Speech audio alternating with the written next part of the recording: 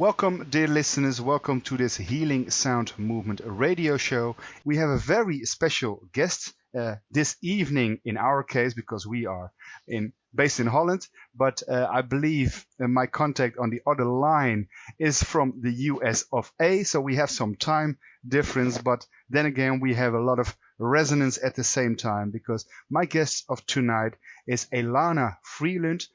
She has written an amazing book, I think, Chemtrails, HAARP, and the Full Spectrum Dominance of Planet Earth. And on the back I can read, it's no great secret anymore. Let's talk about secrets and the revealing of secrets tonight.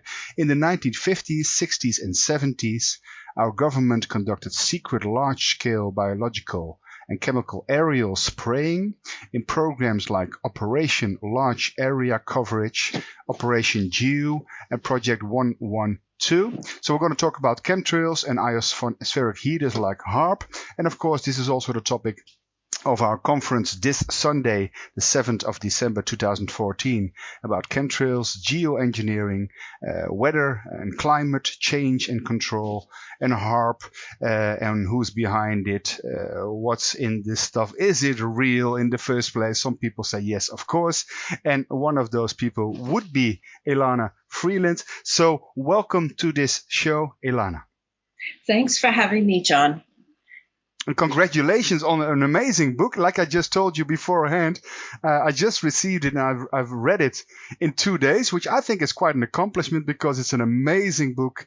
And I believe it's about, let's see how many pages, more than 250 pages of very in-depth information about all things related to chemtrails and HAARP and who's behind it and why they are doing it. Let me go to the first question because I think our listeners will be interested in who you are, what's your background, and the most important question, how did you get into this field of chemtrails, HAARP, and the title of your book, of course, Full Spectrum Dominance of Planet Earth? Well, I have a master's degree in historiography. I've been writing many things for years. All on the edge, I call it, the things that the government and industry do not want people to know as they make money off of our illnesses and off of our ignorance. I've been dedicated to that. I was a Rudolf Steiner school teacher for many years, started 4 Waldorf schools here in Washington State. And I have been a student of Steiner for many years. And I had done some work for Adam Parfrey, the head of Feral House Books, years before when I was living in England. And he asked me if I thought I could write a book on chemtrails. The interesting thing is, as destiny would have it, is that I was at that time living in Santa Fe, New Mexico, and had become quite close friends with Clifford Carnicom and his wife, Carol. We would have breakfast every couple of weeks, and Clifford and I would end up chatting about chemtrails and the research that Clifford was doing at that time, which was deeply involved in Morgelons. So I became part of Clifford's test cases. He examined my saliva, he examined my blood, and I was able to look under the microscope and see that it really was true that that he had discovered some genetically engineered creatures that were being delivered by chemtrails. He had actually isolated them. He had been able to determine that was the delivery system. He had worked with his HEPA filter. He was collecting rain samples. And all the time, he was trying to get the Center for Disease Control, CDC, or the Environmental Protection Agency, EPA, both government agencies, to duplicate his work so that he could go on to get peer review of what he had found. I have a background in biology, but certainly not in physics and chemistry the way Clifford does. But we were able to put our heads together, and he was ignored by all of these agencies, and living on a shoestring, doing research on a shoestring, looking for donations so that he could buy the spectroscope and the microscopes that he needed in order to see on a submicron level. So I had left there and come back to Washington State, and that's when the publisher asked me, and I thought, well, I certainly think I can do that. So I I took out my files. I had plenty of research on the military, the government, chemtrails, and HAARP. But at that time, I didn't realize how closely connected HAARP and chemtrails were. When I started the research about 2 years ago, 2.5 years ago now. So I dug in, I reread all the books that had been written on the subject. That would include Nick Begich and Gene Manning's Angels Don't Play This HAARP back in 1995. I read other books as much as I could find. I went on the net. I began to discover that all the major military documents that I would need in order to prove that this was certainly a military agenda were on the net. I had no trouble finding them. I think they're open source primarily because there is the belief that Henry Kissinger actually said that Americans simply don't read anymore. So there was no worry that anyone would read, and then that they would understand the huge agenda, the multiple agendas that lay behind this one technology. But I did have an experience that I'll share. This was in 1996. I was at home. I had been reading Nick Begich's book, Angels Don't Play This HAARP.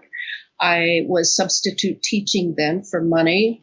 I was out of the Waldorf movement. And I went to a high school in the north end of my town, not that far from a joint military base. It's a McChord Air Force Base and Fort Lewis have merged into one huge base. And I was reading in the faculty lunchroom during my lunch period, and two male teachers sat down. And on my left was a very small woman who never looked up from her lunch, so I don't know what she looked like. But the two men were very interested in what I was reading, so I began to share the little bit I knew about HAARP. And that, by the way, stands for the High Frequency Active Auroral Research Project in Gakona, Alaska. And as we're talking, it seemed like she was going deeper into her sandwich. And so the next day, I didn't think any more of it, but the next day I was out doing some yard work, and a military helicopter came and hovered over my house for approximately 5 minutes. And I never had forgotten that I thought to myself, this must be a very hot topic. And that was a hot topic in 1996. My phone had a tap on it after that. I kept trying to get it fixed by the telephone company. I was unable to. So I think I feel quite safe now because it's a different time now, and the technology at that time was just being put together. They were just working on the Gakona site, and they were just getting the chemtrails revved up into high gear because they really have been dropping aerosols over American citizens for many years, for many experimental programs. But in this case, they were bringing the two together. And I think at that time, it was relatively dangerous to be interested in it. And there was certainly nothing like what we have now. And Wayne Hall was actually working, I think from 2000 on, Wayne has been on this one issue, many meetings, articles, lectures in Greek and English. It's been phenomenal what he's done. And I have, you remember that in the book, I have this little section called Kudos to the Europeans. Yes, I saw that. Yes. Because the Europeans have been ahead of us here. In America, it's people are, for the most part, asleep. But there is an edge waking up. I was on a book tour recently into 3 states in the west of the United States. And I went to actually Dane Wigington's territory down by Mount Shasta and gave a talk there. Mm-hmm. And I found that the people who are awake are really awake, and they're wanting to know what causes this. So that was my hope in writing this book, that it could fill that gap to show people not only that HAARP and chemtrails work together, but most important, and I want to stress this, not only that it's a military program that has 7 agendas, but that it is creating a different atmosphere. As Bernard Eastland, the inventor of HAARP, said in his first patent that I deconstruct in chapter 2, he said, this will alter the atmosphere. And the alteration of the atmosphere is pivotal to understanding the huge implications this will have to all life forms on Earth. We are now breathing an ionized atmosphere, and that's key to everything else. Now, what about global warming? So some people are saying, well, you have climate gate, so to speak, because a lot of emails got hacked, and then you could see a lot of research they did not like for their agenda to put out global warming was being neglected. So in a way, that's research fraud, of course, but that doesn't necessarily mean that the CO2 thing is not going on, or that we, the people, do not also contribute to this global warming. But what I have thought was maybe the most important contribution to global warming, if this is a real thing going on, and you can reflect on that, is HAARP as being an ionospheric heater. So it's heating up the atmosphere. So of course we have global warming. And at the same time, I've looked into the work of Russian scientists like Dmitriev, and there are other scientists looking into space weather. And I also interviewed, I did a TV interview with Nick Begich, but also with Susan Joy Renison.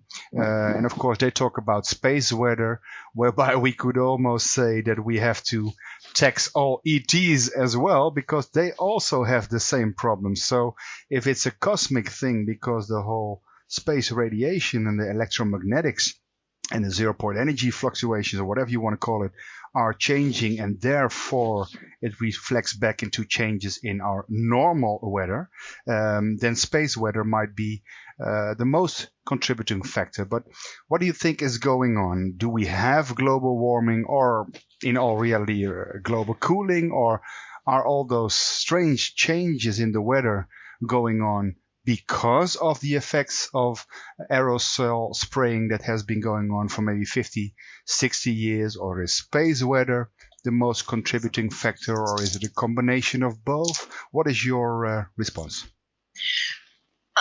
Yes, there is global warming, but always my problem with this is that there's not a pre-discussion about the situation in which we find ourselves discussing in the media and among ourselves on the internet.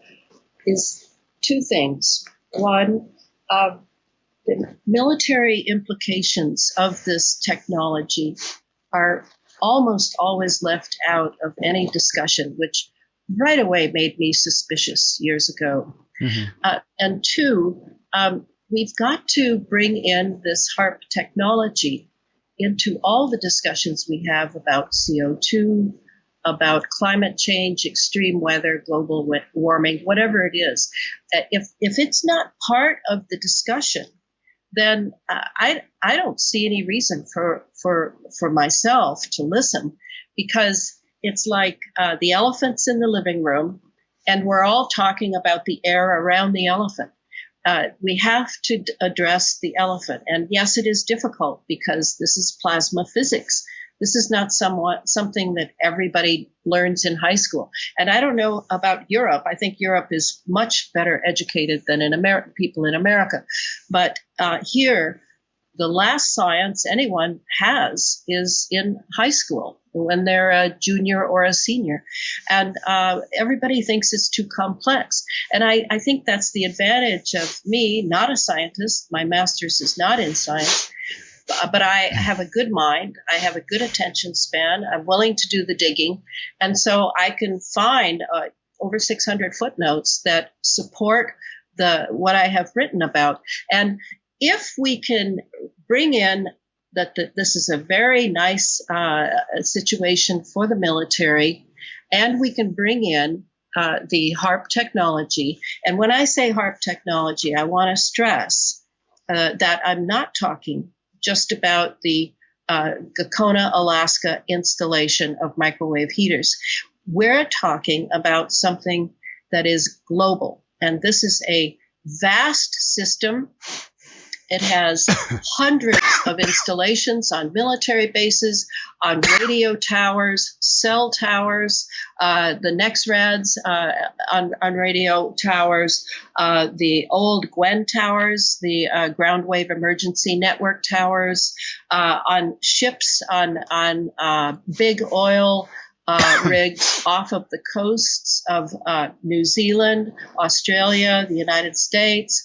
I mean, this has been going on since the Star Wars, the Strategic Defense Initiative of Ronald Reagan, Dick Cheney, and Donald Rumsfeld.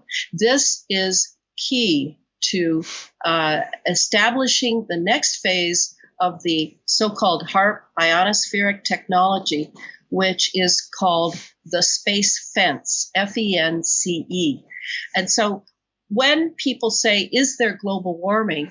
Well, yes, the HAARP technology, the ionospheric heaters, of which there are hundreds, there are several huge ones in Europe, this is warming. But can I read you something that I took on my talk to show exactly how this technology works to move weather systems, so you can get a sense of the heating of the heavy metals in the chemtrails, that's usually aluminum, barium, and strontium, the heating of the metals to make them highly conductive so that we can, the jet stream can be influenced. If I could just read a paragraph. Sure. So how does it work? High over our heads, military and commercial jets are laying nano-sized light metal chaff that remains suspended while the heavier metals drop slowly. By firing radio frequency into this chemically enhanced, statically charged curtain of chaff, a dense wall can be created. Radio and radar masers and lasers aligned onshore, offshore, on ships and aircraft now lay a conductive wave guide for funneling the moisture coming off the Pacific Ocean and steering it north beyond California so it can be folded into the jet stream over Vancouver Island, which will then dip and head east, taking California's moisture with it to the Midwest or the southern states, or, as occurred while I was touring, dump a flood just outside Phoenix, Arizona, which is total desert. So by heating up a wall of moisture that is now defined by the chemtrails that have been carefully laid along that moisture front, a tunnel can be created for what are called scalar waves. And these can then push or pull the moisture off the South Pacific and take it up into the jet stream so that it can then be steered anywhere they want. That's how it works. And so for global warming, use any term you want, but until you go into this technology, it's difficult to cut through the dross of what people keep saying over and over and over again as they are slowly coming into realizing how large a scope this really is. Would you say this is resembling the work of Tom Bearden, scalar electromagnetics? Is this what you are talking about? Yes, exactly. And I really love Tom Bearden. And it isn't easy going to read about scalar. It's not easy going to read about plasma, which, by the way, is what that wall is that's created by the radio frequency hitting the metals. This plasma is the fourth state of matter, and it's constantly used now for this technology. And my next book will go into how the plasma fits into this space fence into which our nervous system is really going to be plugged.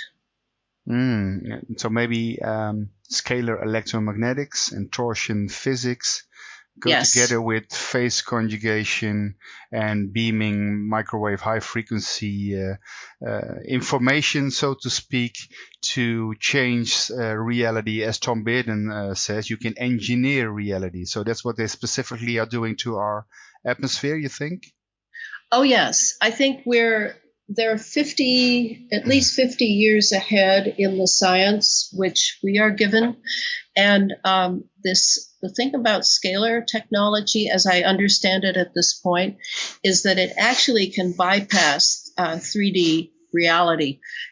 It's kind of like why you could do something here in the United States and hear a sound of it on the other side of the earth. This is going through the ground. These are long, long ground waves. And that, of course, is instigating an entire activity in the earth. And when you mentioned the global warming and the space weather and, the coronas and sun flares, I mean, that's what this is. This utilizes all of those natural weather systems. And of course, because the ionosphere is almost now destroyed by HAARP and by our having detonated all the nuclear devices in the ionosphere, it's almost completely gone now. And so a lot of the chemtrails that we're seeing are not so much to deflect the global warming as to, sort of insulate us from the solar activity that now the ionosphere is unable to protect us from. Do you see what I mean? That's how serious it is. And so, go ahead. No, I just want to say, would you say then that, because I also read the book of Jerry E. Smith, Weather Warfare, and I read the whole book also in 2 days, by the way. So it's been a busy week. I agree. Yes, I'm not kidding here. So my wife was not happy with me because I was just reading the whole week because I want to prepare for my talk for the conference.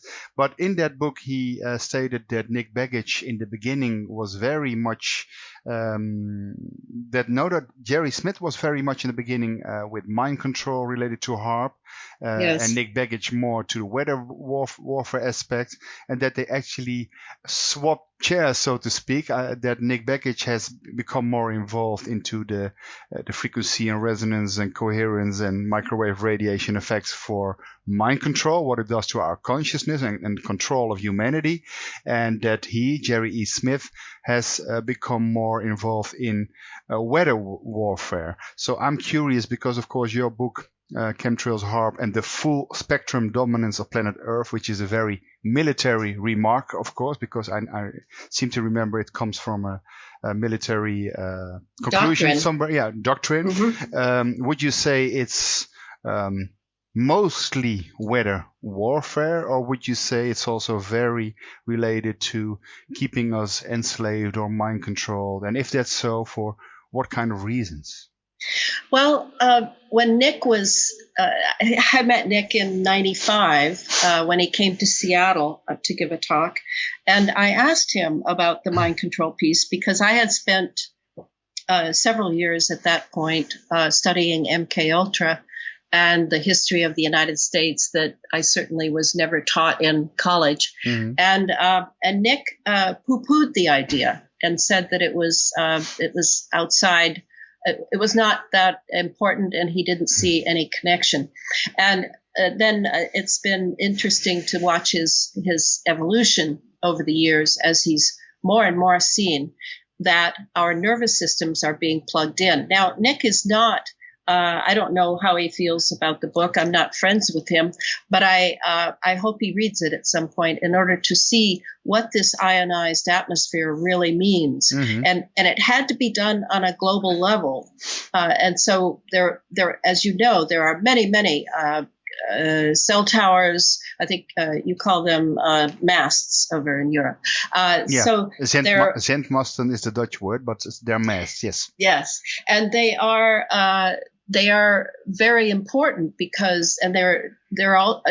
I don't know if you know this, but in 1996, President Clinton signed off on the very famous or infamous Telecommunications Act, which made it clear that communities in the states cannot at all have any input on where the towers are put. They will be put wherever the government has need of them. It's the same here. The government has a big contribution, and they're making money of this UMTS system. So maybe you can complain about the color or that it's hidden in a church pole somewhere, but you can't get it away. No. And there is a reason for that. It is that they need certain geographic locations for this space fence system.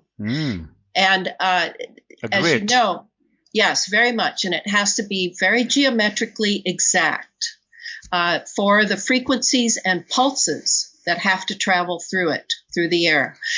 So if you picture all the towers and these devices that are ground-based, and then you picture above the Earth the satellites that are either geostationary or rotating. Mm-hmm. Now, in between, now picture the ionized, which virtually means electrified, the electrified atmosphere that is necessary to carry what the military calls C4. And this is where the mind control and the weather come together. C4 in military lingo is command, control, communication, and they say computers, but I think they really mean cyber warfare.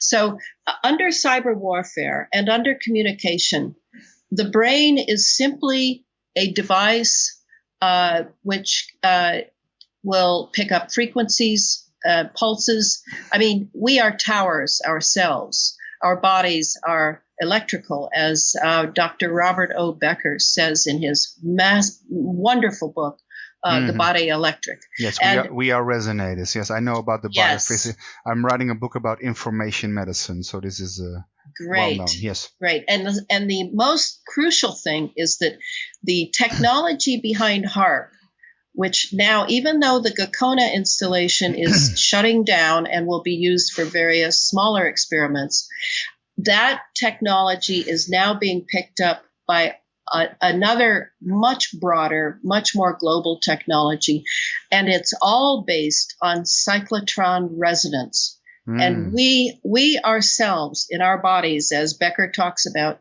we are based on cyclotron resonance.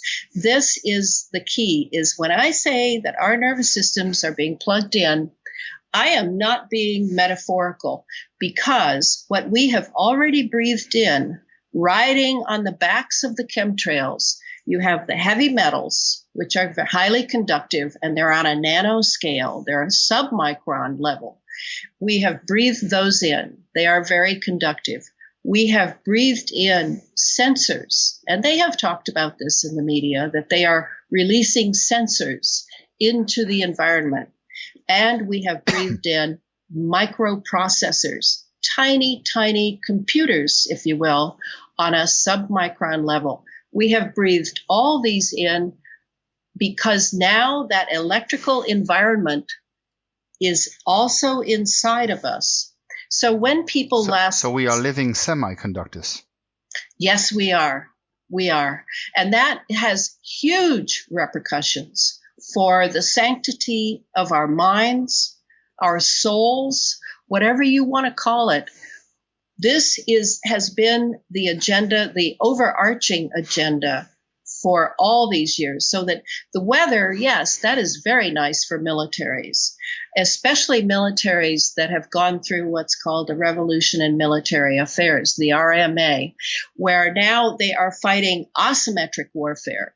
Like we're sending in special forces teams now. We're not sending in huge platoons of people other than to oversee conquered areas. Mm-hmm. So we have a different type of warfare now. And what's happened is asymmetric warfare, what people didn't realize when they'd read that lingo in the media years ago, back in the 90s, they didn't know that meant, oh, that means us too. I mean, we saw the military sending anthropologists and sociologists to Iran, to Iraq and Afghanistan, but it didn't make any sense that we ourselves now are under this. So the domestic situation of Americans is slowly dawning on them. But without this piece, I think you can see, without understanding what this technology has done to our atmosphere and what it continues to do on a daily level for billions and billions of dollars, we can't understand our condition. And when there are people who develop Morgelons. They have these lesions on their bodies, and it seems like it's a parasite or something, and they go to the doctor, they go to a hospital, they go to an emergency room, and they ask, what is this? And they are siphoned off to the psychiatric ward, mm-hmm. And accused of having delusional parasitosis. Mm-hmm. It's humiliating. And we are kept in ignorance because of the national security stature of this technology. And I hope that I have shown that this is the major concern, is that we have internalized this external environment, and we are part of the asymmetric warfare being conducted by the U.S. military, by NATO, by technology as well, because this is the future. This is the transhumanist future that we are being conducted toward. And I use the word conducted in the same way. The military means full spectrum dominance. When they say full spectrum dominance, they're talking about the electromagnetic spectrum. Full spectrum dominance of planet Earth includes us and our internal environment of our own bodies. So in a way, we are already being microchipped by just breathing the air we need to support life.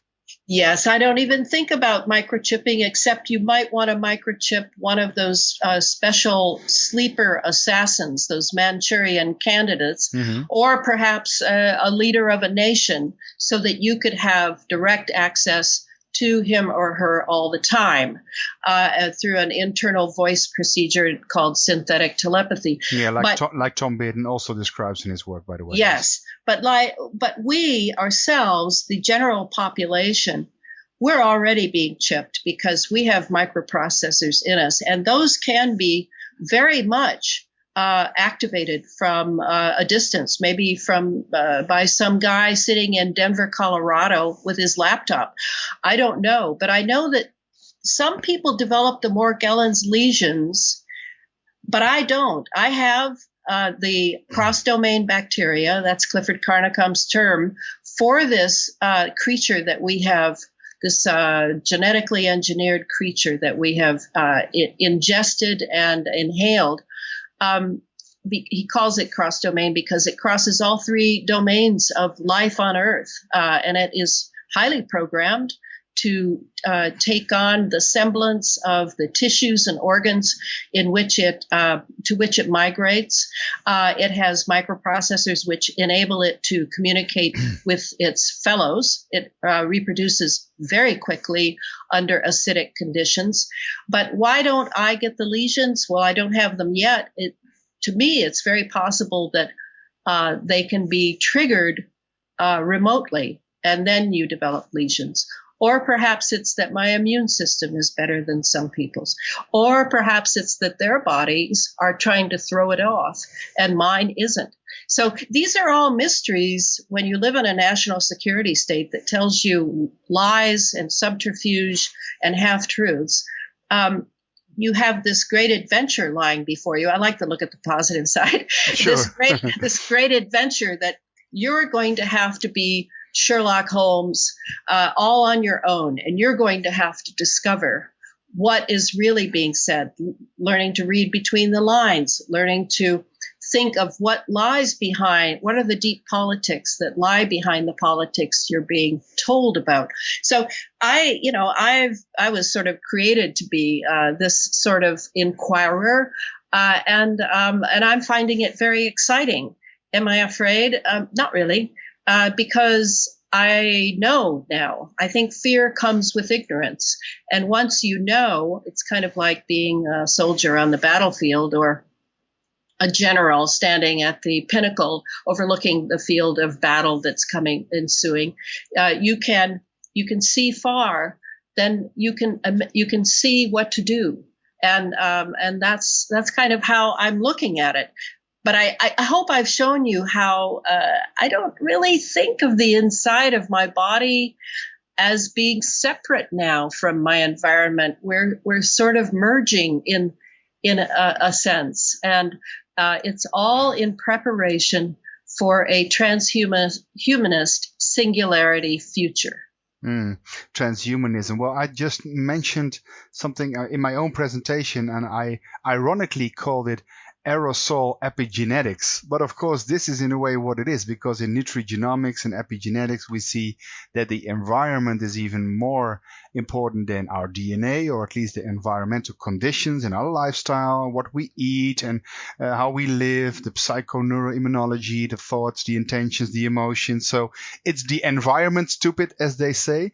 But now it has become like a manipulated, forced upon kind of epigenetics, where our atmosphere, our true environment, the air we breathe, has become a semiconductor to us becoming a semiconductor. So we become one, literally, in a very negative way, we might say. We literally merge with our environment to become controllable. Now, I know the work of Clifford Carnicom, and the first time I read about Morgelon's disease was many years ago, and even I was like, there's got to be, it's too surreal. It's like organic life, but it's not life as we know it.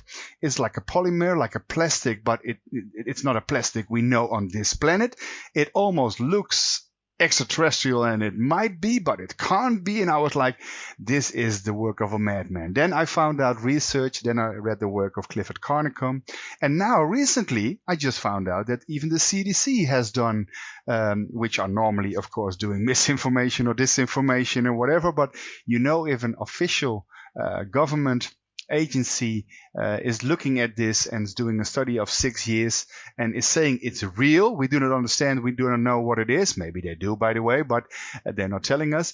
But then this is a serious disease. So I would like to go into Morgelon's disease. But before we do that, can you say there's some supportive evidence for the fact that there are, like you mentioned, sensors, microchips, nanostructures in the aerosols that we breathe in? Has that been researched by Clifford or other people? Yes, and it may have been researched by other people. I mean, I right away think of Hilde Stanengard, whom I admire greatly. But in chapter 8 of the book, I primarily am talking about Clifford Carnicom because he was a close friend, and yes, I could have long conversations on the phone with him. And I had actually seen his research and seen how he does it. He's one of the most, he's an independent scientist. I don't know if you know his background, but he did work for the DOD, the Department of Defense, for a while. He worked for the Bureau of Land Management. And then he realized that they were going in a different direction than he wanted to. And so he struck off on his own. And he has spent, now I guess it's 17 years researching all of this. Now, what you're asking is, yes, he has isolated the cross-domain bacteria. It has 5 parts. First of all, it's delivered in a polymer sheath. And it took some time to crack that open. to find the right solution that could eat through it in order to get to the actual cross-domain bacteria. And he has found microsensors, microprocessors, and you can see really wonderful 3,000 times photographs of them on his website, www.carnicom, CARNICOM institute.org. And you must be careful and not go to, believe it or not, carnicominstitute.com, because that is an entirely disinformation site. That had been hijacked. Okay. Yes. So carnicominstitute.org. And what I did in Chapter 8 was to sort of narrow it down a bit and make it a little more accessible to the general reader, because Clifford goes into deep detail, and he's a very conscientious scientist in doing things over and over and over again. And it has been very wounding to him that he has been so isolated from his peers, because he has chosen to expose this national security technology. But, so be it. That's what happens. So the Morgelons is definitely man-made. It is a genetically engineered hybrid, I like to call it. It's half nanowire and half organic. It has the programming it has undergone is quite extraordinary. It eats iron, and this, of course, would be very similar. I have this imagination anyway, that the people who worked on core exit, which was the chemical dropped in the Gulf of Mexico after the BP oil spill, the core exit, those bacteria gobbled up iron and the oil. So I'm picturing that they took some species that could do that, and then they added this and they added that. And the problem with the iron-eating cross-domain bacteria is that once it gets in our body, where does it go? It goes into the bloodstream, and it eats the iron out of our erythrocytes. And what the erythrocytes do is, as most people know, the red blood cells, they carry our oxygen. They are so important for our inner oxygen and our health, our immune system. So in many people, this is weakening them because we all have it. Now, of course, he hasn't done a sampling of everyone on Earth, but he's done a sampling of over 200 people from around the world in all countries, in many, 20 some countries. And all of them have the fibers in which the cross-domain bacteria lives. So I saw it eating the iron out of my erythrocytes, and when we looked at it, my red blood cells looked pretty good, and I was the oldest person at that time in the sample. So we were trying to figure out why, and my diet has been quite different from most people's for 45 years. I've followed what's called a macrobiotic diet. And it seems that, and Clifford's done a lot of research on it now after we finally figured this out, the cross-domain bacteria thrives on acidity and goes into stasis at a certain alkaline level. So it does not like alkalinity. It thrives in acidity. But as far as a way to kill it, that remains to be seen. Clifford has now isolated its DNA, but of course that is just the beginning of yet another adventure of going deeper into the DNA. And I haven't talked to him in the last few months because he and Carol have been out camping in the Pacific Northwest. So I am looking forward to delving into his site again and seeing what he's come up with most recently.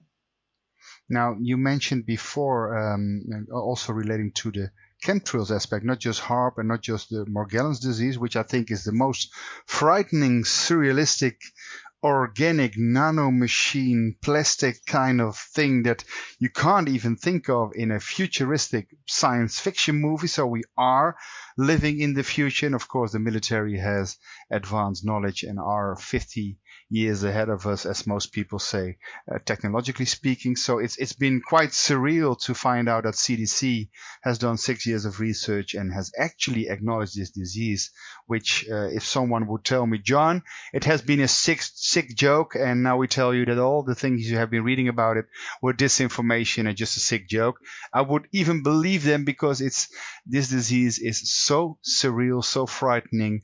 You really do not want to trust your biology of belief. You want to go into biology of denial and cognitive dissonance, as you can understand. But that's why I think it's very important we are actually talking about Morgellons disease. But going back to the chemtrails issue on its own, you mentioned at the beginning of our talk there are multiple agendas. Can you mention, because I think most ordinary folks listening to this program maybe not even believe that normal condensation trails are different from what we call chemtrails, and that this is going on. So can you mention a little bit about the chemtrail phenomena and the multiple agendas going on? Yes, let me cover the multiple operations that are under a military aegis. First, of course, we think of weather, and that the weather is being engineered is already a leap in understanding, because we have always assumed that weather is either from the gods or from Mother Nature. And now we are actually engineering the weather. I can honestly say that when I look up in the sky here in the Pacific Northwest of the United States, I have not seen natural weather for years. Mm-hmm. So weather modification is also environmental modification. And this has been the dream of generals in military for thousands of years, to be able to control the weather. That is done now. But I would say this: it's not a done deal, as we say in America. It is being experimented with. So some of the experiments are going off the rails, like 50 degrees one day Fahrenheit, and dropping to 31 degrees the next day Fahrenheit. So they are attempting to find a way to tweak the fine nuances of the system, would be how I look at it. I can understand that, because it's like non-local, non-linear, multidimensional ether physics. I mean, then you can expect the unexpected, right? Yes, and it's, they're still dealing with the natural weather system, such as it is. I mean, the jet stream, they still have to grapple with the jet stream. Yes. They have to grapple with solar flares, CMEs. There are many things, and I'm sure that it's terribly exciting to work in that field at this point. But unfortunately, there's going to be a large price one way or another, and I'll talk about that if we have time in a while. Sure. So the weather environmental modification for warfare. But when I say warfare, again, we're talking about asymmetric warfare. So we're talking about political blackmail, such as saying to Iran, do what we say, or we'll make sure that your people have drought for 10 years. We're talking about economic warfare, where we can blast a place like Haiti, which I believe that the earthquake they had several years ago, the hurricane, that was actually staged as a HAARP experiment. And then we can bring in our Halliburtons and our NGOs, non-government organizations. We can bring in all sorts of things that will actually boost our flagging economy here in the United States. And that's why I always say that the weather warfare, the way to understand it best is that it's actually a boon for those who want to make money off of disaster. Mm-hmm. Naomi Klein wrote a book I called thought about this. Yes, the shock and awe effects. Yes, the shock doctrine, yep. And she talks about disaster capitalism being the next phase of capitalism, as the fractional reserve banking it has really plummeted us into where. I always say to people, we're being taken to a second world status, which we are here. So that's one of them. And weather derivatives is a terrific way to make money now that, for insiders who know when this system is going to strike where through their pals, their elite pals. And they can invest in that. That's great for the assurance companies, the disaster insurance companies, because they also know. And so this is a very big moneymaker on Wall Street right now, whereas a lot of other things aren't. So weather bidding and weather derivatives. Yes. So then second operation would be just electromagnetic operations, many types still being experimented with, drawing charged particles from the upper atmosphere into our lower atmosphere constantly ionize the atmosphere, spreading the barium and aluminum particulates to increase the conductivity so that everything is primed and peaked for any operation 24/7. That is what the military wants. Number 3 would be actual military operations, all the way from refueling low orbiting platforms to space operations like the space-based scalar space fence that the next book will be about, which is, by the way, replacing our old ground-based missile defense system. So the military operations, that's number 3. Number 4, biological and chemical operations, biotechnical delivery of biowarfare components by means of nanotechnology. And this is, as I've said, we're ingesting, we're inhaling it. It's now in our bloodstream, and this has to do with controlling human behavior. Something I didn't mention that I just briefly want to say is that we're being pulsed. It's not just frequency. And of course, all of us are dependent on the Schumann frequency of 7.83 hertz. One of the agendas may be to actually change that, because the pulsing that we're receiving now, there are many types. Clifford Carnicom has identified a few. They are affecting our endocrine system. And then, of course, there's the pulsing that might be moving us to another species if we have to leave our Schumann resonance. Because the biophysics of life in general, especially for our immune system and our brain system, of course, is based on the sine wave, continuously signals, not disrupted pulse signals, right? Yes, exactly. All right, then the 5th one is planetary geophysical operations. Earth changes. Maybe some of the continents are not pleasing to some of the elites, and they would like to see them in a different configuration, perhaps for the sake of the globalization and trade blocks. Big oil is involved in this. In particular, the fracking, the hydraulic fracturing that goes on in the name of oil is not just about oil and profits. It's also about tomography. They are making huge injections into the earth of aluminum oxides and barium oxides. This, of course, is affecting the plates beneath our earth and earthquakes, etc. Sinkholes are collapsing in the south of the United States. Salt domes are collapsing. So earth changes due to all the experimentation in the troposphere, the magnetosphere, and the ionosphere. This is huge. And we do not know yet what the repercussions will be, and the blowback, as we call it here. Then the 6th generation will be intelligence surveillance for the sake of the C4, command control, communications, and cyber warfare. This will include holography, virtual warfare, inside the body and outside the body. That would be where the mind control comes in.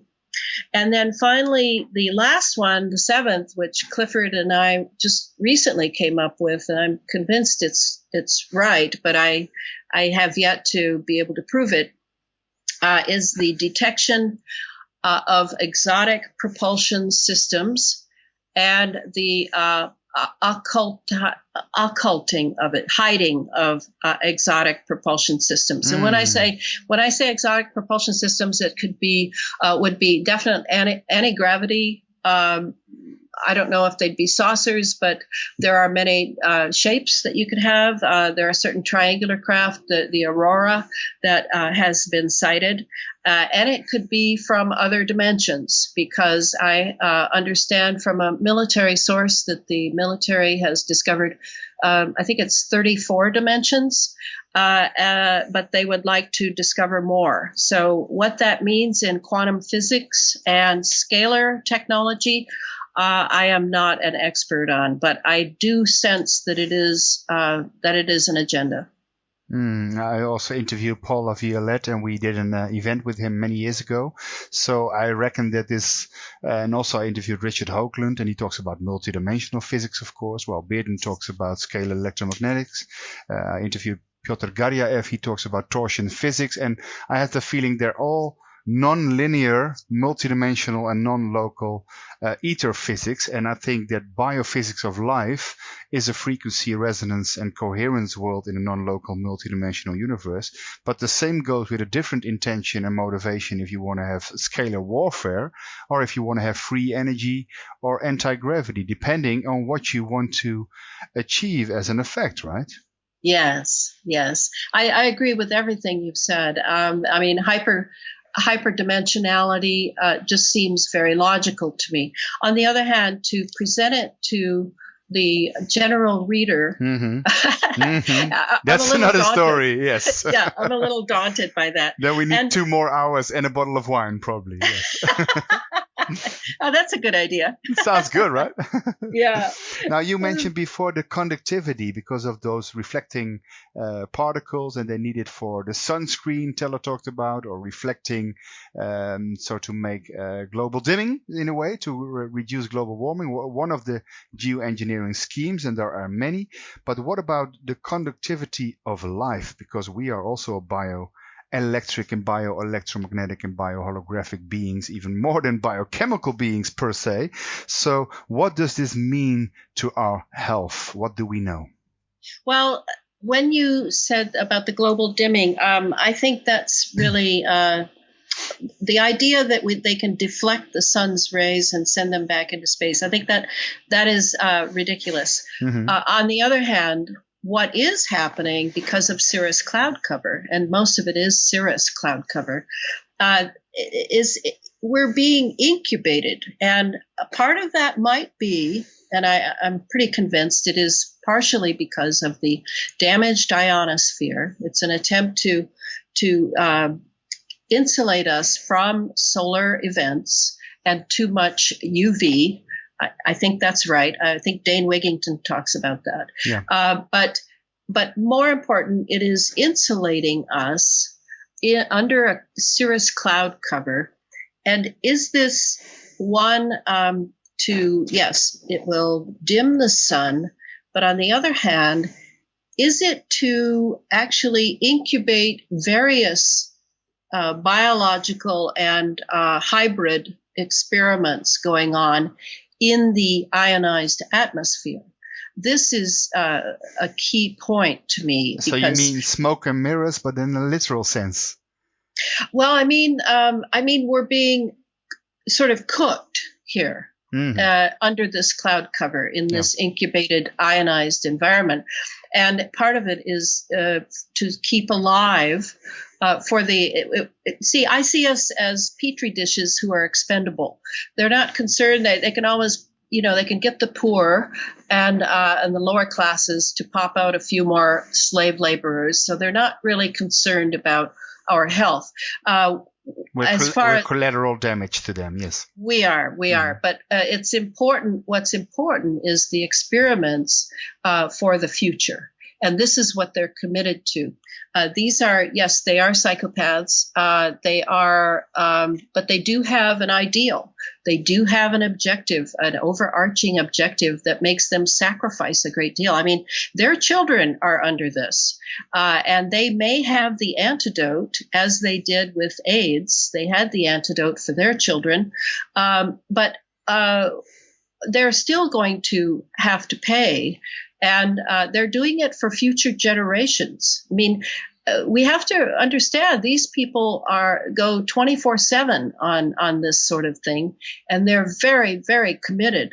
It isn't fear that drives them; it's commitment to, and that's what we need on our side.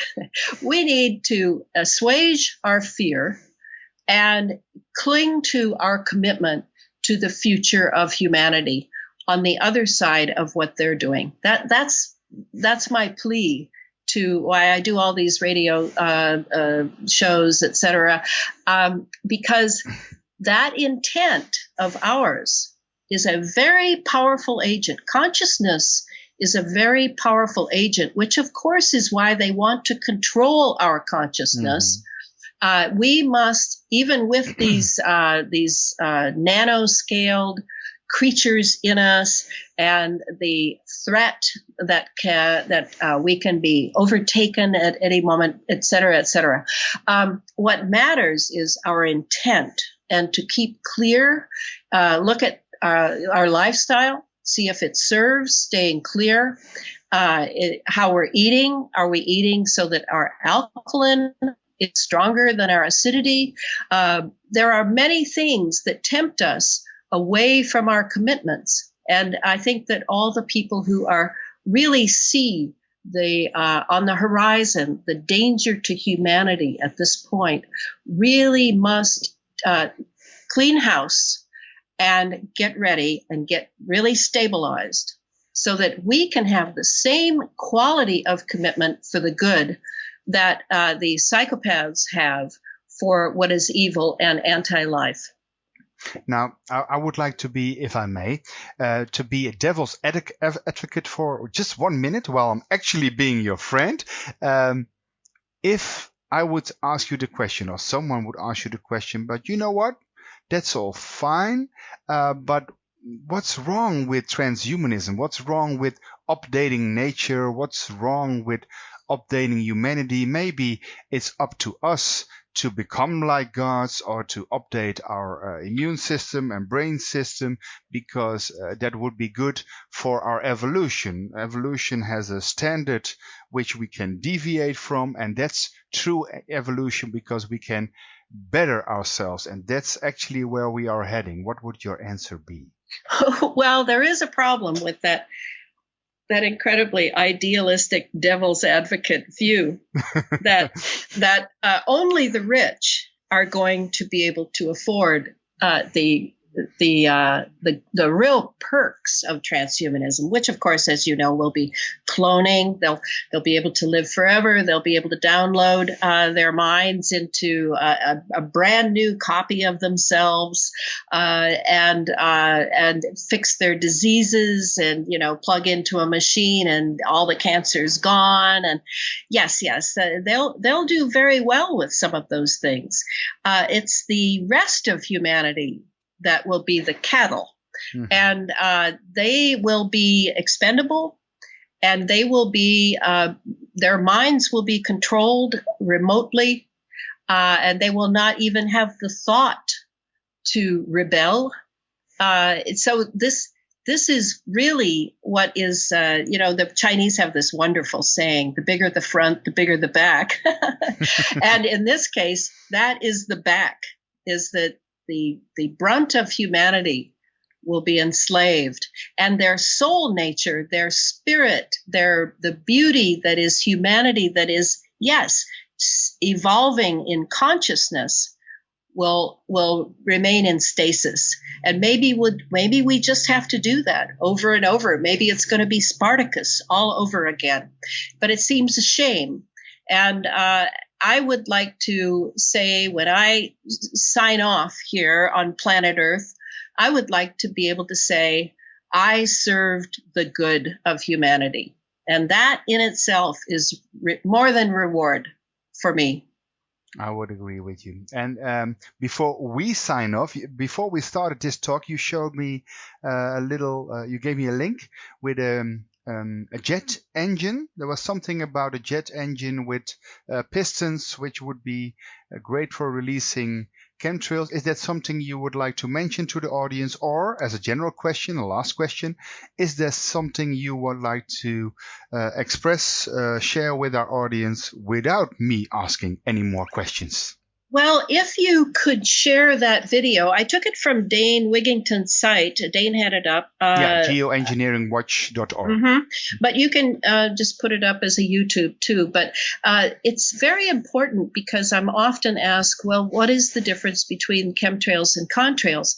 And what this gentleman says and proves to my satisfaction is that there is no such thing anymore as contrails.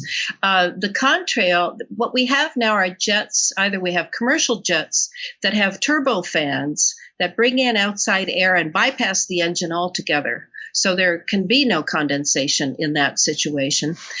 Or we have military fighter jets, and only fighters, not big carriers, not the kind that are distributing chemtrails.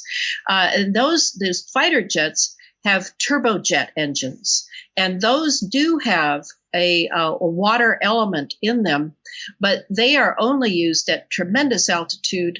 And they also have been subject to a program to erase their condensation trails, their contrails, because in case they're in enemy territory and they don't want to be seen. So the truth is, and if we could just, finally make that marker in our minds so I don't hear that question ever again, very, very selfish of me, that there is no such thing as contrails. If you see a trail out of any jet, that is not water vapor at all. And they are using jet fuel now, like the JP4 fuel. They are adding chemicals to them. So we have a whole new ball game now. Let's just drop the idea. Look at that video 3 times minimum so that you really get it. And so look up and you will see chemicals being distributed. There are no contrails. That's very clear, and we'll share that video. Elana Freeland, thank you for your time. And I would like to mention our website is healingsoundmovement.com. We also do World Peace Child. So Elana, in the future, I would like to talk to you because you mentioned Waldorf schools and being a teacher. So I would like to talk to you about the real education and not the programming and conditioning of our children for a better and more honest and more spiritual and more sustainable world. But that would be a next episode if you're up to that. But for now, I would like to thank you for your time. It's been an extraordinary experience and nice to meet you, as they say. Can you mention as a final comment from your end where people can reach you? I believe there are 2 Facebook pages. Yes, my book, Chemtrails, HAARP, and the Full Spectrum Dominance of Planet Earth.